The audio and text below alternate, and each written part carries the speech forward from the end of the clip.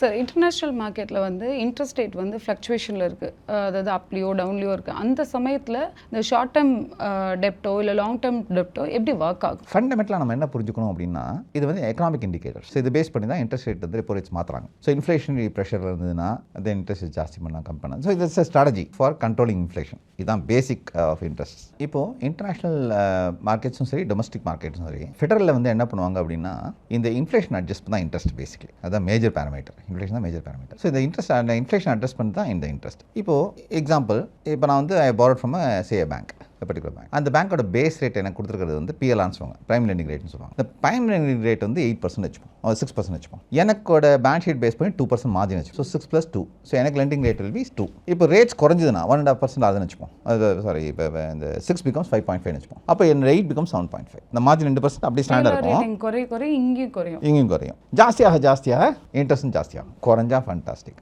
ஜாஸ்தியாச்சுன்னா problem. எனக்கு it's loss on profit for me. I lose மா. 2 strategy வச்சுக்கலாம் as finance person. ஒன்று, you can load this money to the customer. But let us assume நான் competitive business, perfect competition வச்சுப்போம். So நிறைய price இருக்கும். இந்த customer உங்கள்கிட்ட வரணும் அவசியம் கிடையாது. நீங்கள் ப்ரைஸ் ஏற்றா why should he come to you? He'll go to the same similar product to somebody else. Correct.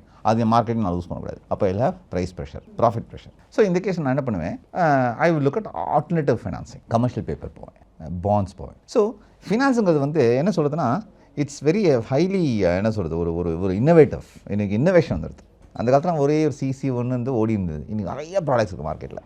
So alternative products. So அந்த நாலேஜ் இருந்தால் you can easily tap all these products இந்த market. So உங்கள் ரேட்ஸும் கம்மியாக முடியும். இப்போது 1% raw material price குறைக்கிறத விட interest 1% குறைஞ்சா ஒன்றும் பெருசாக ப்ராஃபிட் டிஃப்ரென்ஸ் இருக்காது. இருக்கும், ப்ராஃபிட் இருக்கும். ஆனால் அந்த 1% ரா மெட்டீரியல் வந்து குறைஞ்சதுன்னா it will be running to crores. Interest 1% குறைஞ்சா it will be running to lakhs. இதான் வித்தியாசம். But there is loss on profit. In case வட்டி ஜாஸ்தி ஆகுது, ஃபியூ லேக்ஸில் யூ லூஸ் மணி. இதையும் சேவ் பண்ணும். Because ultimately business and you will have to make ultimately huge profit. Enhancing shareholders returns தான் ultimate aim in finance. Ultimately எனக்கு இன்வெஸ்டருக்கு நான் ஜாஸ்தி ப்ராஃபிட் தரணும். அதான் என்ன ultimate aim in finance. So இதுக்கு என்னெல்லாம் பண்ணணுமோ அதெல்லாம் பண்ணிட்டு இருப்பேன். ஸோ வட்டி குறைக்கணும், வட்டி கொடுப்பேன். ஸோ என்னெல்லாம் ஸ்ட்ராட்டஜிஸ் பண்ணணும் வட்டி குறைக்கிறது, இதெல்லாம் வந்து these are the few strategies which you adopt.